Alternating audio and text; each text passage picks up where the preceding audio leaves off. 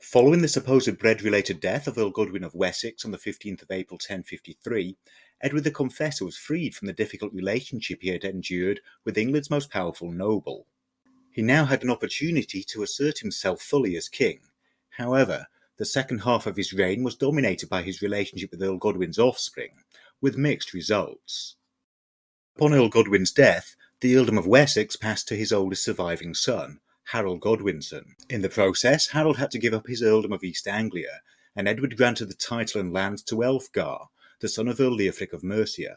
In doing so, you could argue that Edward was making a deliberate attempt to balance the power of his great noble families, and there was a clear counterweight to Harold Godwinson's influence over him, in the form of Leofric and Elfgar, together with Earl Siward of Northumbria and Ralph of Mance in Hereford.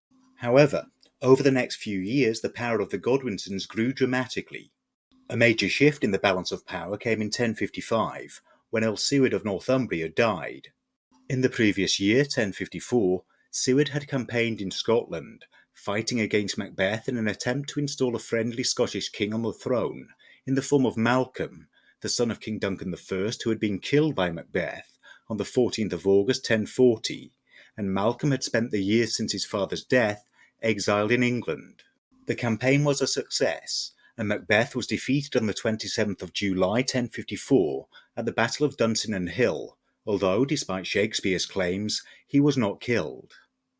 Nevertheless, Malcolm went on to become King of Scotland following the final defeat and death of Macbeth on the 15th of August 1057, and the assassination of Macbeth's stepson, Lulach, on the 17th of March the following year. However, the Battle of Dunsinane Hill did include the death of Siward's son and heir, Osbeorn, who famously suffered his wounds on the front, fighting to the end. As such, when Siward died in 1055, his remaining son Waltheof was still only a child, certainly no older than his early teens and more likely under 10 at the time. With the war supporting Malcolm's claim to Scotland ongoing, the strategically important Northumbria needed a strong earl, and Waltheof was deemed to be too young. Edward found a solution, most likely under influence from Harold Godwinson and Edward's wife Edith, Harold's sister, to appoint their brother Tostig to the earldom. This was a huge advance in Godwinson power, giving them control of two of the three largest earldoms in the country. And it prompted a response. Elfgar, the recently appointed Earl of East Anglia, rebelled against the king. He may have been worried about the passing over of the rightful heir to Northumbria, and so his own prospects of inheriting Mercia when his father Leofric died. More certainly, he was alarmed by the rapidly growing power of the Godwinsons. Elfgar recruited Scandinavian forces based in Ireland, and joined his strength with Gruffydd ap Llywelyn, who had recently finished defeating his rivals to become King of Wales. Elfgar and Gruffydd raided Herefordshire, where they met Edward's nephew, Ralph of Mance, in battle in October. Some of Ralph's men fled the battle, allegedly because he was trying to make them fight on horseback in the French fashion, something they were unfamiliar with. Ralph's subsequent defeat led to him picking up the unflattering nickname, the Timid. Still, the fate of Hereford was worse. The city, including the cathedral, was sacked and burned. Harold Godwinson then responded, raising troops from across England to restore order, leading to Gruffydd to return to Wales and Elfgar being reconciled with Edward and restored to his position in East Anglia. Harold's position was arguably further strengthened by this. Whilst he hadn't decisively defeated the rebellion, his reputation had improved, and those of two of his rivals for influence, Ralph and Elfgar, had diminished. But Gruffydd was back raiding England the following year. This was prompted by the newly appointed Bishop of Hereford, Leofgar, who had been Harold's chaplain. Upon becoming bishop in March 1056, he decided that gaining some righteous vengeance for the smouldering Hereford Cathedral was a wise move, and so he donned his armour and set off to fight. His tenure as bishop ended, however, in June 1056, when he was defeated and killed by Gruffydd ap Llywelyn, once again leading to Harold Godwinson being needed to salvage the situation. This time, he also needed assistance from Earl Leofric of Mercia and Bishop Ealdred of Worcester to bring Gruffydd to heel. This worked, and Gruffydd swore an oath to be a faithful and unbetraying under-king to Edward the Confessor, and peace along the Welsh border was restored, for now.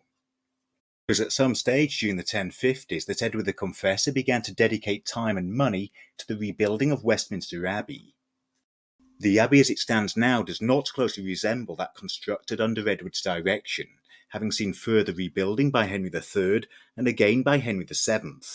Edward's plans reflected his interest in continental religious and architectural trends, being built in the developing Norman, or Romanesque, style. The exterior of Edward's Westminster possibly most closely resembled that of the Abbey of Jumièges, which was being constructed around the same time. And the interior is perhaps best reflected in Bernay Abbey, which was completed about 1040. The design was to be larger than either Jumièges or Bernay, and was a sign of the piety which ultimately led to Edward's canonization as a saint in 1161. The year 1057 saw a significant advance in the power of the Godwinsons, through some prominent arrivals to England and two important deaths. Firstly, Edward's long-lost nephew, Edward the Exile, arrived in England, following a search begun by Bishop Ealdred of Worcester in 1054. Whilst Edward the Exile died shortly after his arrival, he left a young son, Edgar the Etheling. Whilst Edgar was still only around 5 at the time, he looked like a possible successor to Edward, given his descent from the Anglo-Saxon line of kings. This development is likely to have pleased Harold Godwinson, who may even have been involved in the search, as it seems like Edward was moving away from the possibility of William of Normandy receiving the crown, something which would have inevitably led to a decline in Godwinson power. In the late summer of 1057, Leofric of Mercia died, and the earldom passed to his son Elfgar. However, Elfgar was forced to give up East Anglia, and the title and lands were taken by Gurth Godwinson. When Ralph of Mance died in December 1057, his lands were handed over to Harold Godwinson.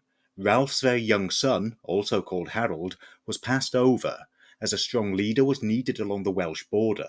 Ignoring the claims of a rightful heir because of their youth in difficult times was becoming a theme. Also in 1057, Leofwine Godwinson was made an earl in the south-east, with his lands focused around Kent, Essex and Middlesex. In the space of just 4 years, the offspring of Earl Godwin had come to control every earldom in England except for Mercia.